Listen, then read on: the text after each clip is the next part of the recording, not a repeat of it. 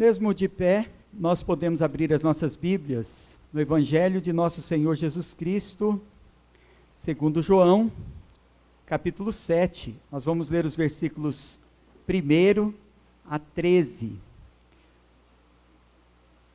Jesus, rocha eterna, é o título que eu escolhi para a mensagem do Senhor aos nossos corações nesta noite.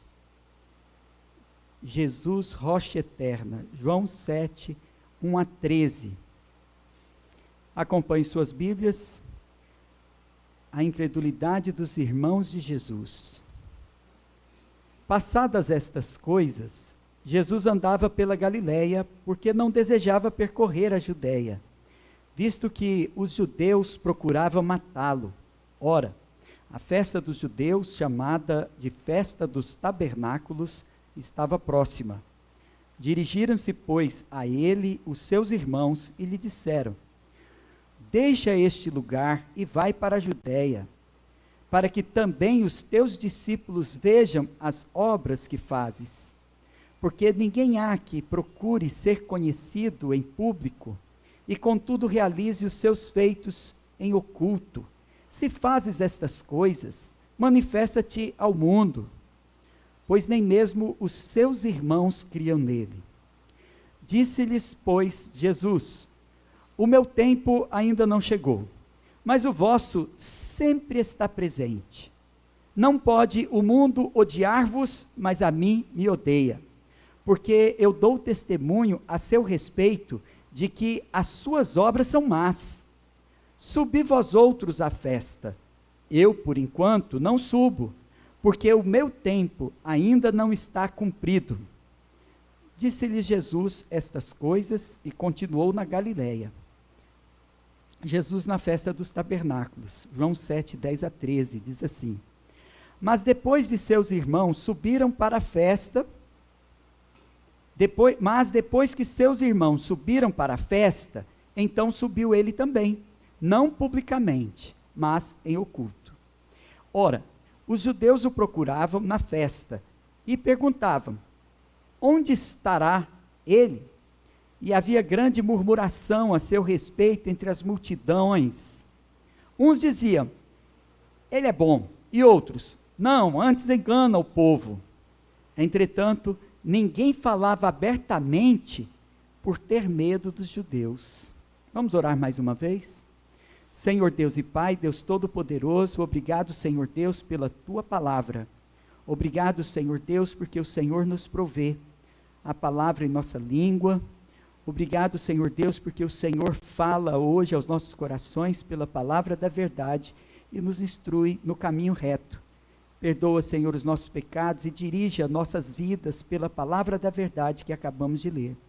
Sejamos submissos à Tua palavra, que nossos corações estejam em Ti, e nossa mente, ó Deus, cativa a exposição da palavra de Deus, para que, aprendendo tudo, coloquemos em prática, para que também, ouvindo a Sua voz, não divaguemos com distrações mundanas, mesmo na hora do culto, porque mesmo e principalmente na hora de ouvir a Tua voz, o diabo tenta nossos corações a toda sorte de rebeldia, vaidade, distrações mundanas. Que o Senhor nos guarde nesse momento, para que ouçamos a Tua voz inconfundível, falando pela palavra, conferindo nas Escrituras, segundo a vontade do Senhor para nós nessa noite, em nome de Jesus. Amém. Amém. Podemos assentar, irmãos. O tema dessa mensagem, a divindade e onisciência de Cristo, é tratado especialmente neste capítulo 7, do livro Evangelho segundo João, ou Evangelho de João, né? Mas eu gosto de dizer Evangelho de nosso Senhor Jesus Cristo, segundo João. Apresenta uma defesa teológica do conhecimento divino do futuro, o qual Jesus manifestou como prova da sua deidade. Então a situação do ministério terreno de Cristo era a seguinte: antes uma multidão o aclamava como rei, e Cristo tinha cerca de 5.000 seguidores, mas todos abandonaram, ficando apenas 12 discípulos. Veja que a expectativa era péssima, pois um deles era diabo, ou o traidor, quem logo seria revelado. Em seguida, Jesus passou a ser odiado e perseguido. Procuravam matá-lo. Então, naquele momento, nem mesmo seus familiares o apoiavam. Seus irmãos não criam nele e o ridicularizavam. E o povo murmurava a seu respeito. Aos olhos de muito, nos dias de hoje, o ministério de Cristo teria sido fracassado. Mas tudo estava sob seu controle e nenhum dos seus planos deixou de se cumprir. No entanto, ainda que Cristo pudesse terminar tudo naquele momento com uma palavra, permanecia oculto. Porque Jesus não calou aqueles judeus? Por que não usou seu poder para eliminar a incredulidade dos seus próprios irmãos? Por que buscou refúgio entre seus parentes na Galileia? Afirmamos como prova da divindade de Jesus que Cristo age como quer, quando quer e onde quer. Então aprendemos que devemos confiar no que Cristo está fazendo. Segundo, confiar que Cristo faz no seu tempo. Terceiro, confiar que Cristo faz o que não vemos. Então devemos confiar no que Cristo está fazendo. Vamos ler novamente João, capítulo 7, versículo 1, diz: passadas estas coisas, Jesus andava pela Galileia, porque não desejava percorrer a Judéia, visto que os judeus procuravam matá-lo. Então nem sempre a gente consegue ver o que Cristo está fazendo, mas nele a gente pode confiar. Passadas estas coisas, as quais resumi na introdução, fica mais fácil entender a conversa entre Jesus e seus irmãos. Jesus andava pela Galileia, ensinando e operando sinais, pouco antes da festa dos tabernáculos. Jesus cumpriu seu ministério na Galileia, antes e depois da crise de incredulidade. Então, antes do mundo se tornar seu inimigo mortal, um fato que não pode ser ignorado: Jesus já não podia permanecer em segurança entre os judeus, entre os seus patrícios, entre os seus irmãos. Parece estranho que Cristo buscasse refúgio, porque ele tem todo o poder. Se quisesse, então, destruir a todos, anular todos os esforços de seus inimigos, ele podia. A resposta à pergunta, por que então não fez isso? É fácil. Jesus lembrava da comissão recebida do Pai. Estava determinado, mesmo sendo Deus, a permanecer dentro dos limites da sua humanidade.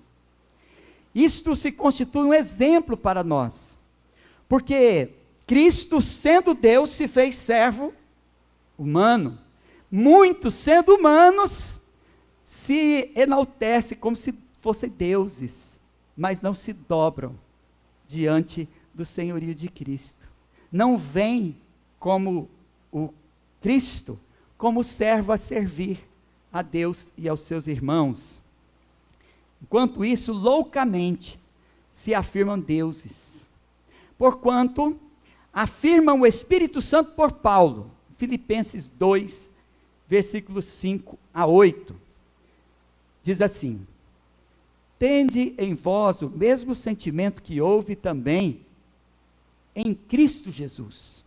Pois ele, subsistindo em forma de Deus, não julgou com usurpação o ser igual a Deus. Antes, a si mesmo se esvaziou, assumindo a forma de servo, tornando-se em semelhança de homens, e reconhecido em figura humana, a si mesmo se humilhou, tornando-se obediente até a morte, e morte de cruz. Muito interessante a gente ver que Cristo, na verdade, esconde a sua divindade, e habita entre os homens como um ser humano, humilde servo dos seus irmãos, e obediente a Deus até a morte. muito interessante. Jesus é a rocha eterna. Ele permitiu-se encarnado como rocha ferida, refugiando-se primeiro na Galileia. Ele conhecia o tempo da sua morte, a qual fora pré-ordenada e determinada no propósito divino.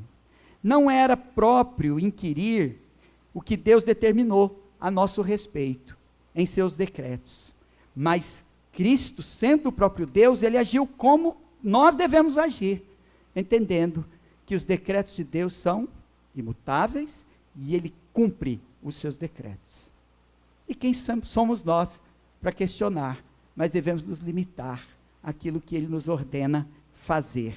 O que precisamos saber é o que nos ordena e requer de nós.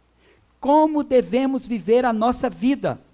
Cristo nos ensina qual é o propósito pelo qual, então, nossa vida deve ser mantida e defendida. Esse é o valor da vida. Por isso a vida deve ser mantida e defendida, a fim de que vivamos e sirvamos ao próximo e a Deus. Portanto, nós devemos nos precaver que, em função da vida, não percamos a razão de viver. Então, quando um recanto da Galileia oferece abrigo a Cristo, nós aprendemos que a obediência e temor do Senhor levam e mantêm os seus servos nem sempre nos melhores lugares, mas em obediência a Cristo Jesus. João 7, no versículo 2, continua dizendo assim: ora, a festa dos judeus, chamada de festa dos tabernáculos, estava próxima. Irmãos, Moisés, ele prescreveu essa festa anual e seu propósito: que os judeus guardassem a lembrança de que seus pais viveram 40 anos em tabernáculos, ou tendas. Não tinham casa para celebrar a graça de Deus exibida no livramento, conforme Levíticos 23, 34. Mas também era uma comemoração da provisão de água no deserto, conforme nós lemos em Êxodo 20, Números 20, 2 a 13, lemos essa noite já.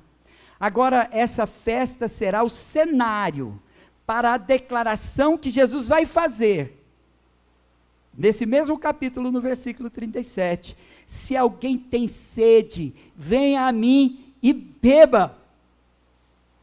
Então, Cristo, rocha eterna, é a pedra ferida para matar a nossa sede espiritual. Então, duas razões porque Cristo ia a Jerusalém. Ele não ia do jeito que a gente quer. Nós vamos ver como que Cristo não se submete aos nossos quereres. Ele faz tudo segundo a sua vontade. Essa é a nossa afirmação desde o princípio. Primeiro, estando sujeito à lei, ele não omitiu nenhuma parte de sua observação. Segundo, os ajuntamentos das festas eram oportunidades de levar avante o evangelho. Porém, Cristo, ele estava no retiro da Galileia, ocultando a sua intenção de ir. Ele pretendia ir, mas não como os seus irmãos requeriam. Ele queria ir, mas sem que os outros soubessem. Ele queria ir incógnito, disfarçado, sem ser reconhecido no meio do povo. Avizinhando-se essa festa nacional, então, seus irmãos insistiam que ele fosse publicamente declarar ao mundo ser o Messias.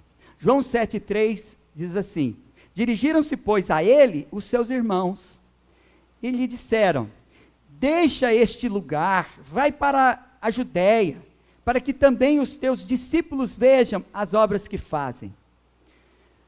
Sob o termo irmãos, se incluía todos os parentes, quaisquer que fossem os graus, então, de afinidade. Esses irmãos de Jesus, conforme citado aqui, apenas escarneciam, porque Cristo se esquivava de ser conhecido na capital. porque se ocultava no interior de uma pequena cidade, sem importância. Parece que, por ambição, os irmãos de Jesus desejavam que Cristo se tornasse celebridade. Não sabemos exatamente o que se passava nos seus corações, mas fica evidente que o ridicularizavam, observando tão poucos discípulos, como se dissesse: tu desejas ser conhecido por todos, contudo te ocultas aqui. Seu ministério aqui não tem futuro não, vai passar muito de alguns poucos gatos pingados, vai para a capital, lá você tem mais chance de ser conhecido pelo mundo. Eles dizem assim no versículo 4, porque ninguém há que procure ser conhecido em público, e contudo, realize os seus feitos em oculto. Se fazes essas coisas, manifesta-te ao mundo. Essa frase, se fazes estas coisas, mostra a incredulidade deles quanto a Jesus. Dizem, mostra-te ou manifesta-te ao mundo. Acrescenta, que fosse para Jerusalém, para que todos o aplaudissem. Que fosse a fim de que atraísse para ele os olhares das multidões. Em contraste então com o pequeno número de pessoas que estava assim, ele gastando seu tempo. Na opinião deles, Cristo está investindo tão grande poder, capaz de fazer crescer sua reputação, com quem não dava nenhum valor, sem qualquer propósito, porque não havia ninguém ali que o estimasse. O que nos é dito concernente a Cristo, irmãos, ocorre na experiência diária dos ministros de Deus. Eles sofrem esses tipos de aborrecimentos, vindo até mesmo de seus próprios parentes, mais dos irmãos do que dos estranhos, os quais, algumas vezes por ambição, outras vezes por avareza, ou por inveja, menosprezam os que servem a Deus entre eles. Cristo assim nos instrui, que não devemos ceder aos nécios desejos dos irmãos, nem dos parentes. Olha o que diz no versículo 5. Pois nem mesmo seus irmãos criam nele. A aceitação do povo não era o objetivo de Jesus.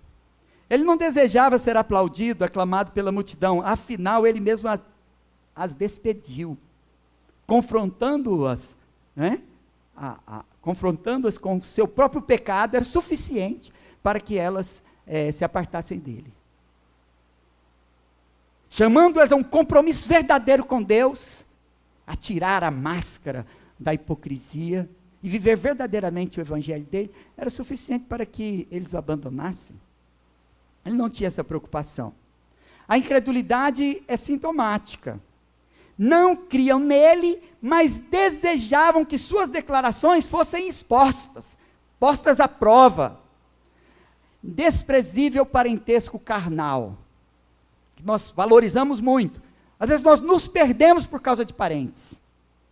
Visto que pelo testemunho de tantas obras, nem assim os seus irmãos creram nele. Mas aqueles que creem em Deus, alcançam lugar na família de Cristo. Diz a palavra de Deus, lugar de pai, de mãe, de irmãos de Cristo. Mateus 12:50, o que diz a palavra do Senhor? Porque qualquer que fizer a vontade de meu Pai Celeste, esse é meu irmão, irmã e mãe. Então nós aprendemos a confiar no que Cristo está fazendo, mesmo sem os aplausos da multidão, sem o apoio da família. E muitas vezes falta a lealdade e a fidelidade dos discípulos. Porque Jesus não calou aqueles judeus? Jesus Cristo não veio para os calar, mas para salvar a todo que nele crê. Cristo veio em carne, humilde forma de servo, mas ele voltará como juiz supremo que o mundo não conheceu. haverá o dia de todas as vozes rebeldes se calarem, e de todos os joelhos se dobrarem diante do Senhor. Hoje, o que importa é confiar no poder da graça do Senhor, mesmo no esquecimento, onde são poucos os discípulos. Agora, irmãos, nós aprendemos também que devemos confiar que Cristo faz no seu tempo. Aprendemos que Cristo faz aquilo que Ele faz, nós devemos confiar no que Ele está fazendo. Nem sempre é como nós queremos. Às vezes nós desejamos que Ele faça a obra publicamente, e Ele faz a obra oculta. E ela pode ser ainda tão maravilhosa quanto se fosse publicamente. Mas nós devemos confiar que Cristo faz no seu tempo. Veja o versículo 6. Disse-lhes, pois, Jesus: o meu tempo ainda não chegou, mas o vosso sempre está presente.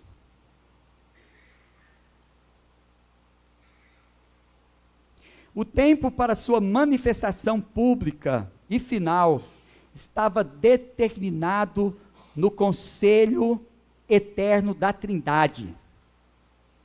Jesus sabia antecipadamente quando e como deveria morrer. Por isso, com frequência se referia à sua hora. Talvez ele dissesse: vocês podem ir quando quisessem, né? Ou quando quiserem, mas eu vou na minha hora, no meu tempo. Referindo-se à festa, ou à cruz, ou a ambos, o que nós sabemos é que esse texto revela o conhecimento de nosso Senhor Jesus Cristo. Versículo 6 diz assim: disse-lhes, pois, o meu tempo ainda não chegou, mas o vosso sempre está presente. Olha, que há uma significação profunda nessas palavras. O vosso tempo sempre está presente.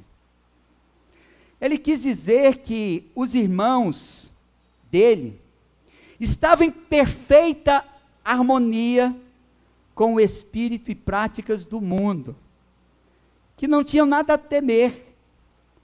Assim como se hoje começasse uma perseguição, irmãos, perseguição a cristãos, simplesmente por serem cristãos no nosso país, como já acontece em muitos lugares do mundo.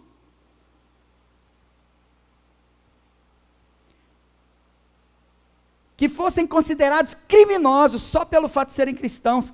A maioria dos cristãos brasileiros seriam liberados por falta de provas. João 7, versículo 7 diz: não pode o mundo odiar-vos, mas a mim me odeia, porque eu dou testemunho a seu respeito de que as suas obras são más. Olha o que Jesus Cristo está dizendo. Ele disse a mesma coisa às multidões. Olha, Jesus Cristo, ele repeliu uma multidão, cerca de 5.000, ficaram só 12, dentro desses 12 ele disse que havia um traidor, e agora entre os seus familiares ele diz que também conhece as suas obras, e sabe que são más. Cristo, ele incorria no ódio do mundo, pelo testemunho que dava contra o pecado. Por que é mesmo assim? 2 Timóteo 3:12 responde para nós porque é mesmo assim. Se ele não dissesse que eles eram pecadores, eles já sabiam, porque eles viam Jesus diante deles. Como vivia em obediência a Deus, comprometido com a comissão que recebeu do Pai. Mas diz a palavra de Deus em 2 Timóteo 3:12, ora, todos quantos querem viver piedosamente em Cristo Jesus, serão perseguidos. Então será conveniente aos que seguem a Cristo examinarem a si mesmos, para ver se seus ideais, se suas condutas não são bem adequadas ao mundanismo. se o seu modo de pensar e de viver não está trazendo paz com o mundo. Mas servem para entristecer o espírito. E servem mais para entristecer o espírito do que para atrair ódio do mundo. No versículo 8, ele diz assim: subi vós outros à festa. Eu, por enquanto, não subo, porque o meu tempo ainda não está cumprido. A hora da tragédia e da vitória ainda não tinha chegado. Então foi o que quis dizer nos versículos 6 e agora no versículo 8. Mas o narrador aqui, João, disse-lhe Jesus estas coisas e continuou na Galileia. Então Jesus não estava predeterminado morrer numa festa dos tabernáculos. E certamente ele haveria de morrer numa Páscoa. Como o Cordeiro de Deus que tira o pecado do mundo. Cristo não usou o seu poder para eliminar a incredulidade dos seus próprios irmãos. Alguns vieram a crer nele, posteriormente, conforme Atos 1,14.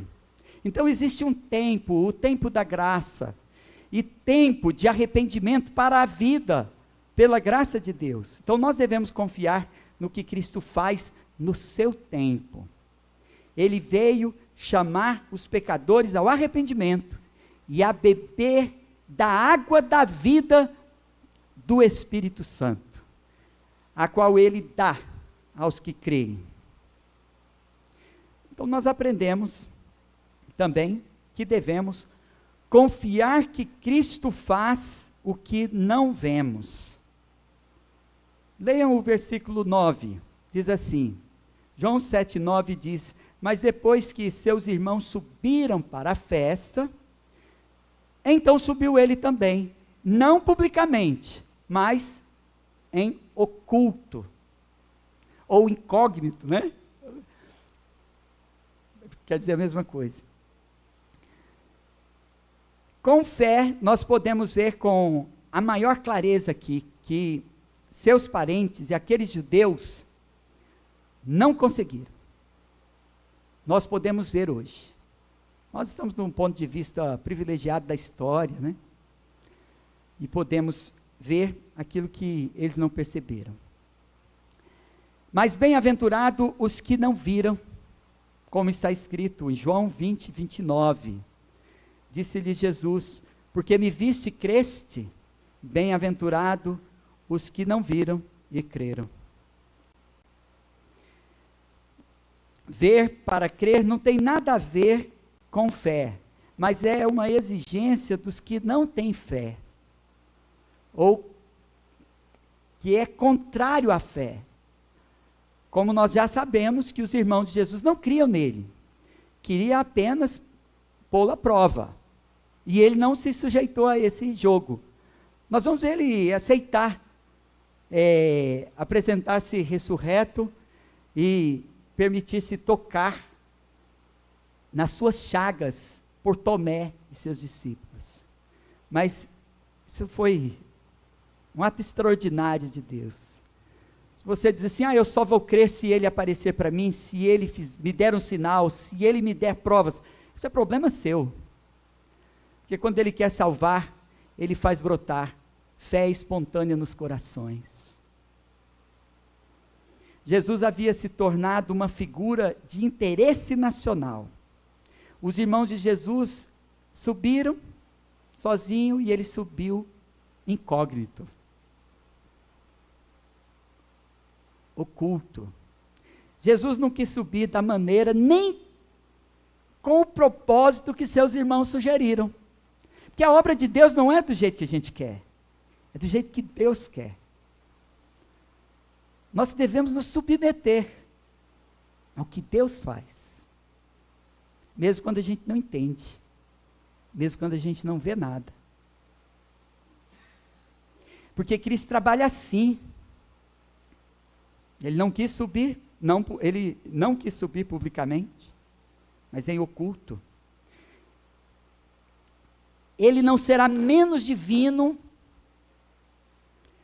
será menos Cristo, Senhor e Salvador, porque nós não vemos Deus agir como nós queremos. Então não o veremos, ou creremos nele, enquanto não tivermos nossos olhos espirituais abertos para ver. João 7,11 diz: ora, os judeus o procuravam na festa e perguntavam: onde estará ele? Agora tudo o que Jesus falasse não seria desprezado. Tinha muita gente esperando que ele aparecesse. Ele vai aparecer, mas vai ficar para o próximo sermão. Irmãos, tudo agora que Jesus se permite é andar incógnito entre eles. Ouvia tudo, mas não se dissuadia e nem discutia com eles, pois sabia disso. A minha hora não chegou. No versículo 12 diz que e havia grande murmuração a seu respeito entre as multidões. Uns diziam, ele é bom, e outros, não, antes engana o povo. Nenhum pregador escapa da murmuração e da rebelião. Quando a gente se vê em situação assim, embaraçosa no ministério, geralmente, se a gente pensar que nós não somos melhores do que Jesus, a gente fica tranquilo. Jesus era muito melhor pregador do que nós. Perfeito servo de Deus. Não havia pecado nenhum, dolo nenhum na sua boca, e mesmo assim, ele não era aplaudido, aclamado por todos, nem querido por todos. Muito pelo contrário, tinha muitos inimigos. Então havia ali uma rebelião, e todo pregador será às vezes amado, mas quase sempre rejeitado pelo mundo. Tiago explica essa amizade de curta duração que Cristo teve com a multidão. Basta ler Tiago 4,4. O que diz lá? Infiéis, não compreendeis que a amizade do mundo é inimiga de Deus? Aquele, pois, que quiser ser amigo do mundo, constitui-se inimigo de Deus. Para uns, Cristo é bom, e para outros, ele é mais um enganador. Atacado, então, por quem ainda não o conhecia, quanto mais fosse conhecido, ainda era mais atacado. Ainda nos diz a palavra de Deus no versículo 13, entretanto, ninguém falava dele abertamente por ter medo dos judeus. É interessante, não é verdade? Ninguém tinha medo de dizer o que pensava de Jesus. Ninguém tinha medo de Jesus.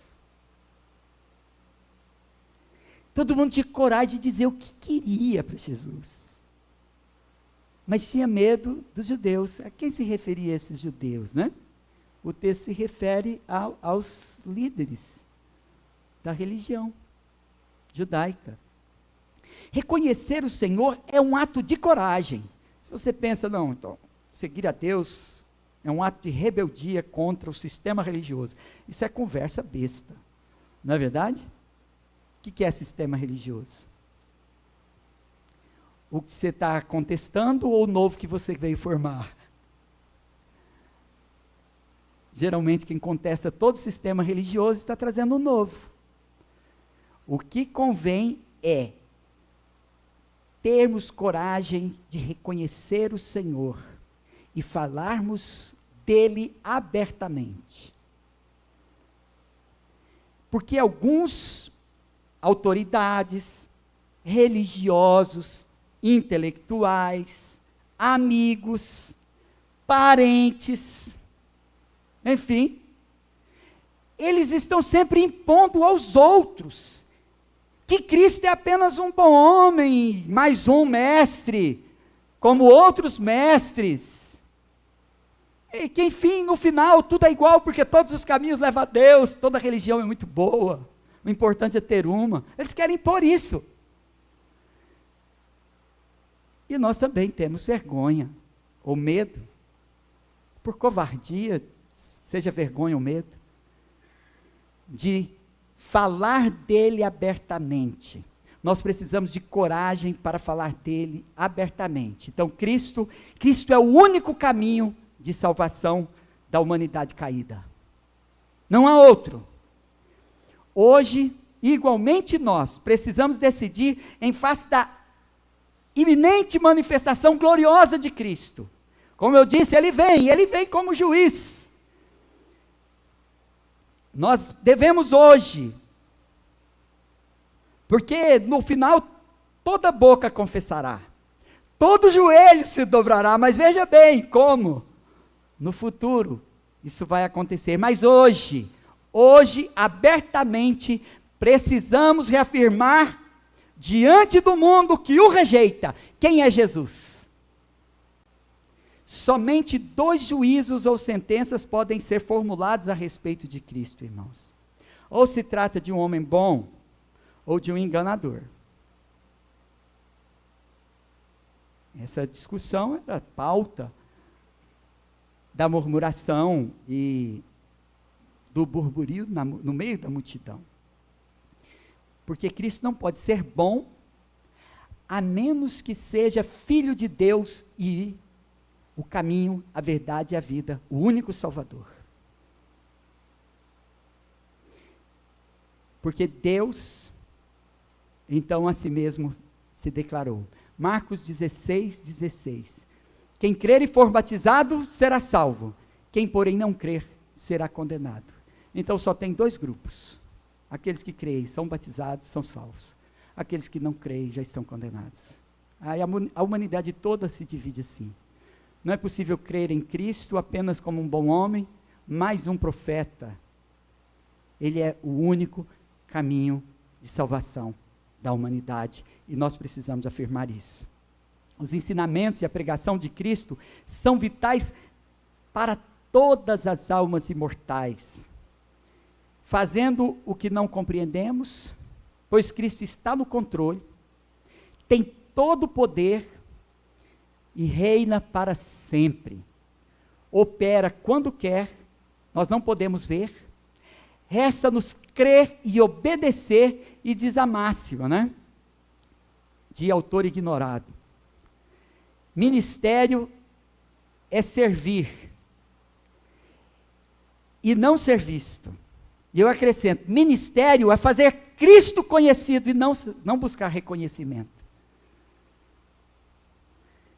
Afirmamos como prova da divindade de Jesus, que Ele age como quer, quando quer e onde quer. E aprendemos que devemos confiar no que Cristo está fazendo. Confiar que Cristo faz no seu tempo. E terceiro, confiar que Cristo faz o que não vemos.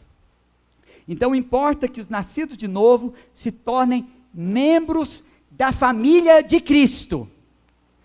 Importa que vocês desenvolvam amizade com Deus, ainda que isso os torne também inimigos, ou que traga contra vós a inimizade do mundo. Porque só tem 2 lados. E ou você está do lado de Cristo, ou você está do lado do mundo, porque o muro, já falei que é do diabo. Segundo aos Coríntios 5:17 diz: e assim, se alguém está em Cristo, é nova criatura. As coisas antigas já passaram, eis que se fizeram novas. Então, com Deus, irmãos, não se brinca. O que nos ensina e o que o Senhor exige de nós não pode ser desdenhado. E não é só desdenhar como os irmãos dele o ridicularizavam, como também falavam ironicamente com ele, tentando pô-lo à prova. Mas é que em alguns casos a gente vê e fala, parece que estão brincando com Deus. Porque Deus não brinca de ser Deus. Mas às vezes a gente brinca de ser crente. A gente não leva a sério. Nosso compromisso com o mundo, qualquer dos nossos compromissos com o mundo, são muito mais importantes do que o compromisso com Deus, que nós assumimos diante do ministro, diante da congregação, ou mentimos? Quando nós nos chegamos aqui, fazemos os nossos votos batismais, prometemos. Sim. Prometo. De Deus não se zomba. De Deus não se zomba. Por vergonha, por medo dos homens, por qualquer outro interesse pessoal, vença o medo dos homens e do mundo, e se arrependa de seus pecados, creia em Jesus, e dele receba perdão e vivificação. Amém? Oremos. Senhor Deus e Pai, Deus Todo-Poderoso, obrigado, Senhor Deus, por sua palavra. Senhor Deus, obrigado porque Cristo é aquela rocha, porque a tua palavra diz que aquela rocha era Cristo. Rocha ferida, rocha desprezada, pedra angular, essencial, pedra fundamental. Senhor Deus, que estejamos firmes nessa rocha, que dela bebamos, ó Deus, porque o Senhor vem e diz: quem tem sede, vem a mim e beba. Quando os judeus estavam comemorando o dia que o Senhor fez brotar água da rocha e matou a sede dos seus ancestrais no deserto. Senhor Deus, venha, Senhor Deus, também matar a sede daqueles que se encontram no deserto existencial. Aqueles que se acham, ó Deus, no deserto da hipocrisia, da falsidade, no recôndito. Porque Deus não pode ser perscrutado, compreendido, por causa da nossa limitação, mas Ele se esconde, mas Ele nos ouve e vê todas as nossas obras. E sabe, Senhor, que somos pó. Ajuda-nos, ó Pai, no poder do Espírito Santo, que nos arrependamos sinceramente dos nossos pecados e nos acheguemos diante do trono da sua graça para receber perdão e o dom do Espírito Santo para viver nova vida e estarmos edificados na rocha eterna, para a vida eterna com nosso Senhor Jesus. Em nome de Jesus. Amém. Amém.